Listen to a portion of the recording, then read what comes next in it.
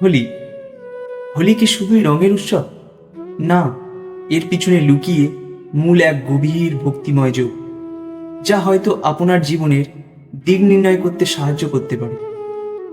হোলি কি শুধুই রঙের উৎসব নয়, প্রেম, ভক্তি, সবার প্রিয় কানা শ্রীকৃষ্ণের উৎসব। বৃন্দাবনের গলিতে গলিতে আজও শোনা যায় রাধে রাধের নাম, আর বাতাসে ভেসে বেড়ায় রং আর প্রেম। কিন্তু জানেন কি, শ্রীকৃষ্ণ কেন হোলি খেলতেন?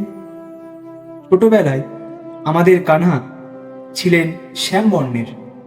কানহা নিজেকে শ্যামবর্ণের বলে সকল সময় মনে করতেন তার রঙের কথা। একদিন তার মা তাকে বলেছিলেন, তুই সুন্দর রাধার গালে রং লাগিয়ে দিয়ে আয়।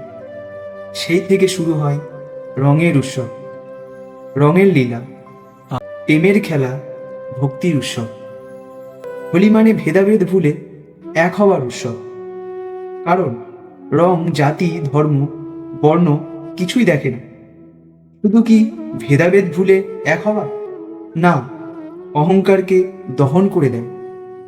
যেমন হোলির দহনে আগুনে পুড়ে যায় অহংকার, তেমনি আমাদের জীবনে রাগ, হিংসা, অভিমান সব পুড়িয়ে ফেলতে হবে। শ্রীকৃষ্ণ বলেছিলেন, অহংকারই দুঃখের মূল কারণ। একবার অহংকার ত্যাগ করে দেখুন। তুমি কি জানো, এই হোলি শুধুই রং নয়, এটি প্রেম ও শান্তি, শক্তি। যখন আমরা কাউকে রং লাগাই, আমরা তাকে গ্রহণ করি, তা সে আমাদের মাই হোক বা বন্ধুই হোক। জীবনে এমন এক সময় আসে যখন দুঃখে রঙে ভরে যায়, আবার কখনো সুখে। কিন্তু কৃষ্ণ শেখায় সব রঙই জীবনের মূল অংশ। যেমন তিনি কুরুক্ষেত্রে শান্ত, তেমনি বৃন্দাবনে আনন্দময়। আজ আমরা রং খেলি, কিন্তু মনকে রঙিন করতে পারি না। কৃষ্ণ শেখায়, ক্ষমা করো, ভালোবাসো, অহংকার ত্যাগ করো। হোলি গায়ে রং নয়, মনেও রং লাগায়। চোখ বন্ধ করে ভাবো, বৃন্দাবনের সেই সকাল, কৃষ্ণ বাঁশি বাজাচ্ছেন, রাধা হাসছেন, চারিদিকে রং উঠছে। শ্রীকৃষ্ণ বলেছেন, আনন্দ করো, এই মুহূর্ত আর ফিরবে না।